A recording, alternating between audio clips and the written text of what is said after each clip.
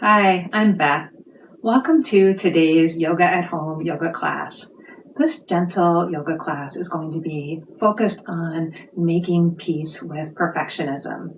So the idea behind that is if you have perfectionistic tendencies, we're going to be looking to soften and allow for some space and balance around that.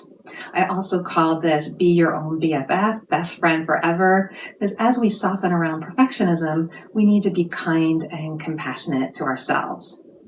You can also think of the BFF part as bravely facing failures. So the idea of failures or imperfection is part of our means to move past or allow perfectionism to have less of an impact on our lives. We'll start seated. I'm going to be doing some readings from this book called Just One Thing by Dr. Rick Hanson, and I will link to that down below. You will need a block for this practice. If you don't have a block, a folded firm blanket or a cushion works just as well. But I encourage you to have some kind of prop, because part of what we're going to do is seek some support in some of our poses. So we will start in a seated position, seated on something, seated on a blanket, a cushion, a block. Even if you don't normally use something, today I encourage you to sit yourself on something. So I'm going to be seated on my knees with a block in between my shins. That just has me a little bit more upright to talk to you. If you prefer to have yourself seated on the edge and have your legs crossed or any other seated position, that's totally fine. So begin by finding your comfortable seat. Allow yourself to settle into your space.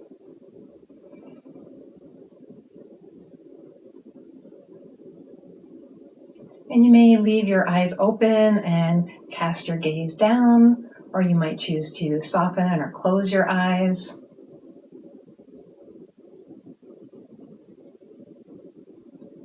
This is just a few moments of tuning in before we start the more movement or active part of our practice.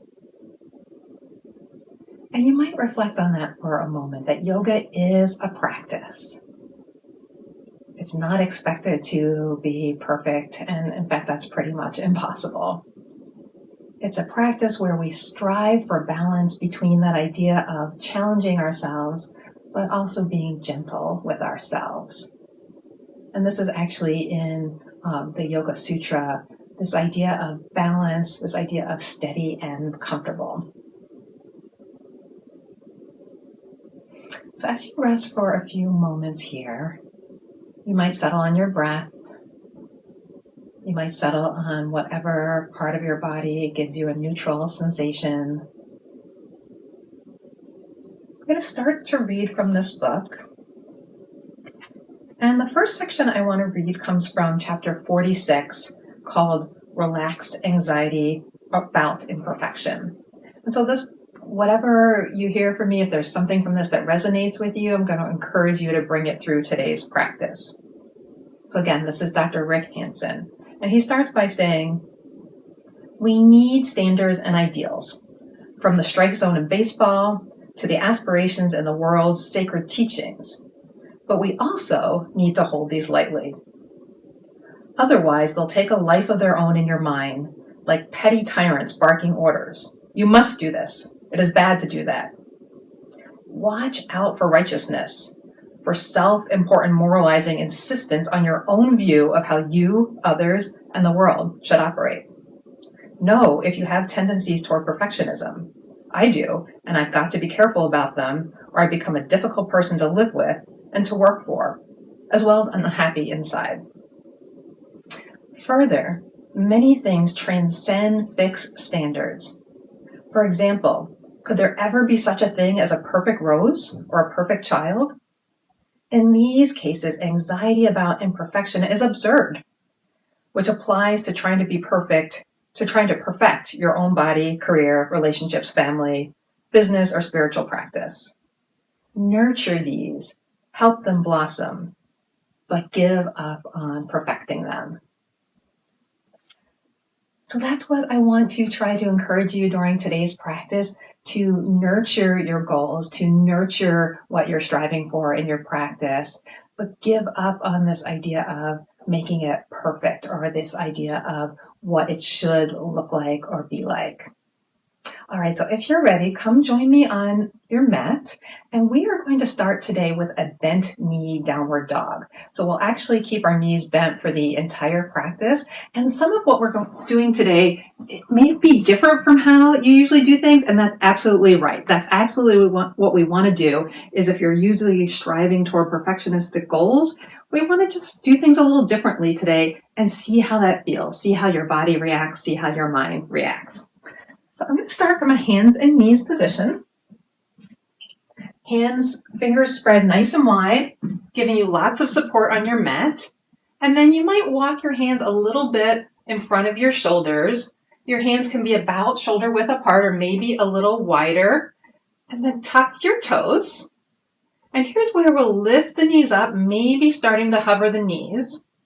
And you'll see that this is not necessarily easy, right? Your body might want to go right up into the down dog. This takes a lot of core strength. So we're going to work on strengthening and softening. And we'll start to lift the hips to the air, toward the air. Feel your shoulders slide behind your wrists. So move back toward your hips as your knees stay bent. So stay in this bent position. Your ears may become between your biceps as your head starts to hang a little bit. Notice how that feels to be in this different version. You might call this a crouching cat rather than a down dog. And then you can play around with keeping one knee bent the whole time, maybe straightening the other leg a little bit, but keep a really bent, a deep bend in the bent knee. Other leg, staying with your deep bend in the bent knee. And then as you bend your knees again, keep your knees nice and bent. Think about the length in your back. Can you get longer length in your back? Can you feel a better stretch in your back while your knees still stay bent? And as you're ready, lower your knees, come back down. So notice how that feels for you. We'll be doing a lot of noticing today, paying attention to what's going on in our body and how this feels. Then come back down to hands and knees.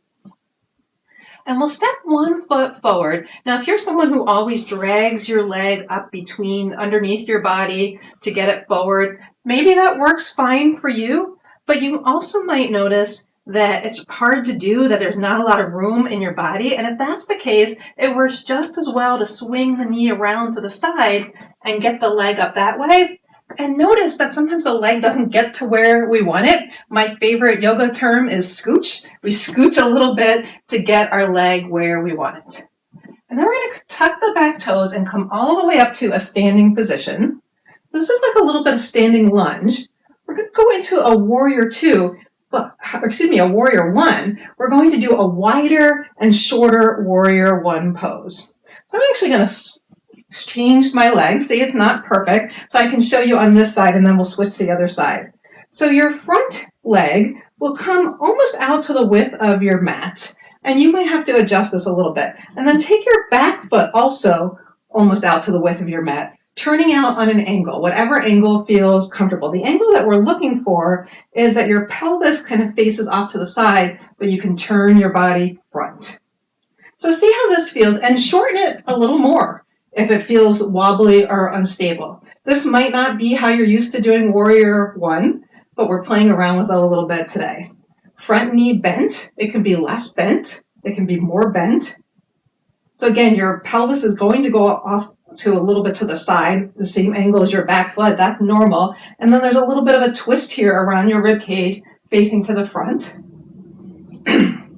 We'll take the same arm as bent knee and bend the elbow, tapping your shoulder, and then take the second arm over top, and this is a little bit of a self-hug. You might pat yourself on the back a little bit. Thank yourself for making the efforts that you're making. You can even take your fingers and give yourself a little bit of a self-massage. Sometimes things are really tight in here. Encourage your shoulder blades to be soft. And then we'll simply switch sides. Since you've seen me do it on this side, we'll simply step to the other side. So step forward, You can position your front foot maybe a little bit wide to the edge of your mat, step back, and you don't have to take a deep step back. We're keeping this to a short and wide warrior one. Turn the back toes out in an angle, front toes point toward the front. Your hips are going to be a little bit on that angle, and then a little twist around your rib cage to make your torso more facing front. And then we took the same arm as bent leg. Take that, pat yourself on the back, other arm comes around on top, and we do the self-hug on this side. So I took this practice from a yoga journal sequence, but I modified it a little bit. I will also link to that in bottom if you want to look at that practice. As you're here in this self-hug, if something about this feels imperfect, even wrong, even like this is a failure, remember that's what we're trying to embrace in this practice. All right, and then step back front, and we'll step back down to the mat into all fours. You can get down to the mat however you want. It doesn't have to be a flow, but see if you can do it with mindful awareness of stepping back one leg and then the other. And then we're going to come down, we'll come back to that hands and knee position.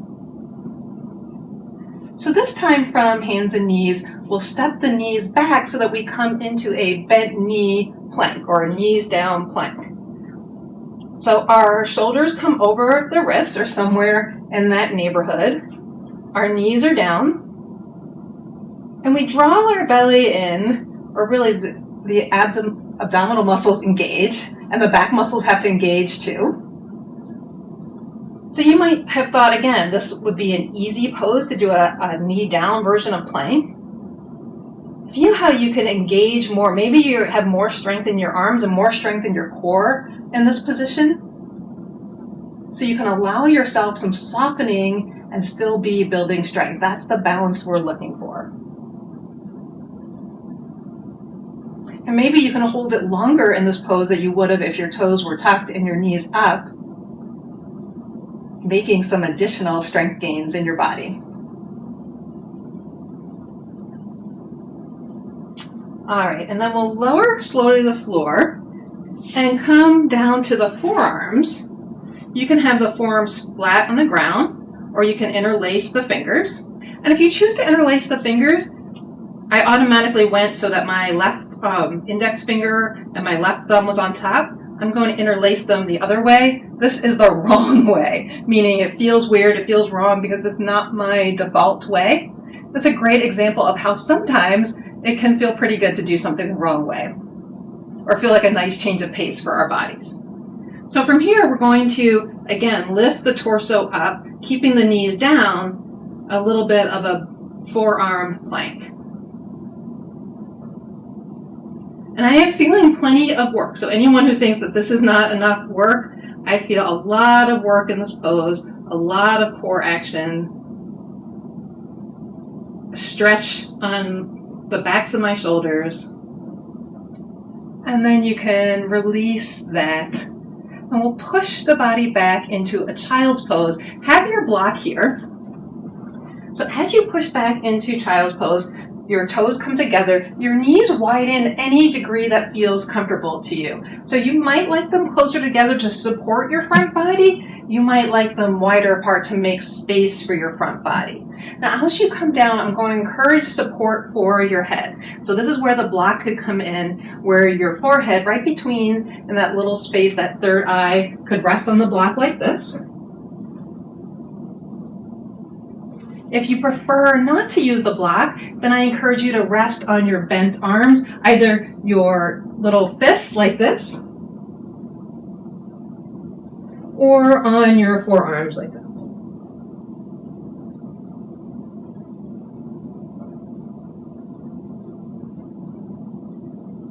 So find your restful child's pose and take 3 to 5 breaths in that pose. The breaths is not an exact number. It's just a chance for you to be tuned into yourself, to pay attention to what you need, and to allow yourself a little bit of a pause in this practice.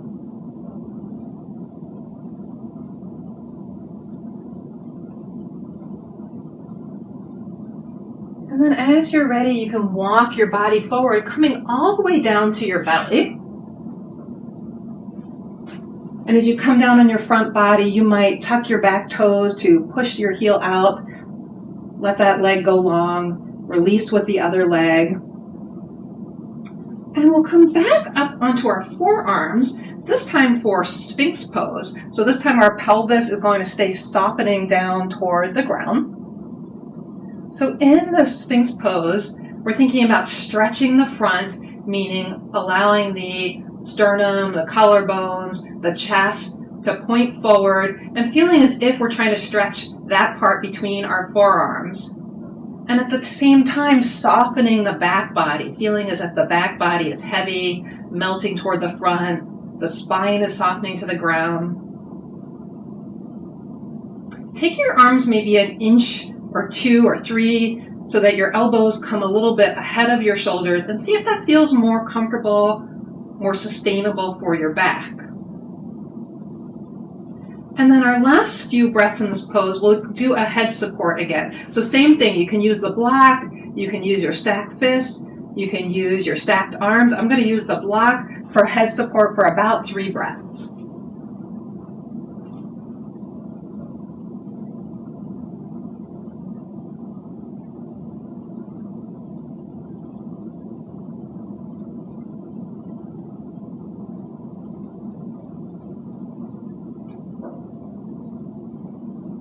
And using the block to relax in Sphinx pose that way allows me to get that feeling of softening the back, including the back of the neck, while I'm still getting a gentle stretch for the front. All right, push into your hands, push back into your child's pose. One more time, this time for just 1 or 2 breaths in child's, and then you can turn around and meet me lying on your back. So take your time, take another breath or 2 in child's pose. There's no rush to get there. In our yoga practice, again, it's a practice. There's not a goal of we have to do this pose. If you're mindfully moving from one step to the other, you are doing the practice of yoga. You're allowing yourself to soften around any view of how things should or are supposed to be. Have your block nearby as you come to lie on your back. So your feet will be on the floor, your knees will be bent. You'll lie on your back. And we'll use the block for a supported bridge pose. In this pose, the block is going to be on the low side, the flattest side, and it will go under your waistband. I'll put it on top of me so you can see. So it's going to go underneath where my belly button is on the back, more to support my pelvic girdle, the back area of my pelvic rim, my hips. So press into your feet just enough to lift and slip the block under. And if you feel your block digging into your waistband at all, the block probably needs to slide a little bit lower toward your feet. If it still feels uncomfortable for you, this is where a blanket or a cushion is a great substitute. Once you have the block in a position that feels supportive, see if you can open your sternum, open your collarbones. Think about allowing them to have a gentle stretch apart from each other, but also relax the back of your shoulders, relax the back of your arms on the ground. I have my palms up to get more of that external rotation of my arms. If that doesn't feel right to you, you can rest your hands on your belly. And sometimes actually resting your hands on your body is another way to be your own BFF, self-soothe, show compassion to yourself. So you may feel some stretch. This is a back bend. When we're doing a back bend, we're stretching the front of the body. So you might feel some stretch here. You might feel some stretch in the front along your hip flexors. Even as your body is doing this supported stretch, allow everything that doesn't have to work to soften and melt. This can be such a nice posture to relax into, to open and do, again, a little bit of work, a little bit of stretch, a little bit of opening our body in a position where we're really softening and allowing. We're letting go of that idea of failure or fear of failure. We're bravely facing that fear. So you can stay here in the supported bridge if this is feeling nice and comfortable and supportive on your body, or you can take the block out and stretch out for your final relaxation, a more traditional Shavasana. And by traditional, I just mean not propped up on the block, but you're welcome to prop yourself however you'd like. So you can take the more of the starfish shape, that's the classical shape. You can keep your knees bent without the block. If you have a blanket handy, you might put a blanket roll under your knees with your legs out long. You might also put a blanket roll under your head. Keep in mind with your head, with your chin toward the ceiling, we don't want to have the head leaning back so that there's tension in the front of the neck. And we also don't want to have a prop bringing it too far forward so that there's tension in the back of your neck. So maybe something that's propping your head so that it's slightly toward your chest. And then start to relax and release into the pose. So when I say relax, relax can be really tough for people with more perfectionistic tendencies and for others who are kind of on the go a lot. Think of your relax as where can you soften? Where can you allow to be a little more still? Where can you stop putting in any work? So that might mean around your jaw, your face, or your eyebrows scrunch. Can you let that go? If it feels comfortable, can you close your eyes or soften your gaze? So continue to find ways to melt, to release. I'm going to come up to seating. And as I return to seated, I'm going to do one more reading from the same book.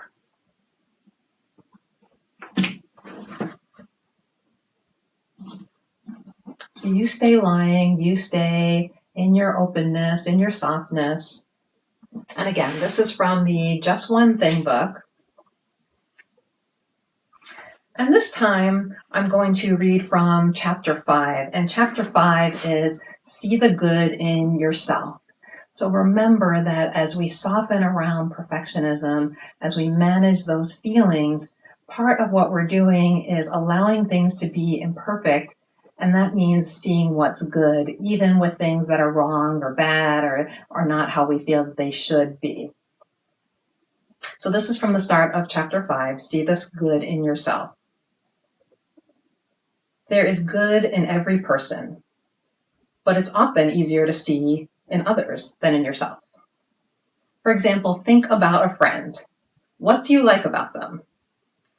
Include qualities such as sense of humor, fairness, honesty, intelligence, soul, passion, patience, helpfulness, curiosity, determination, talent, spunk, or a good heart.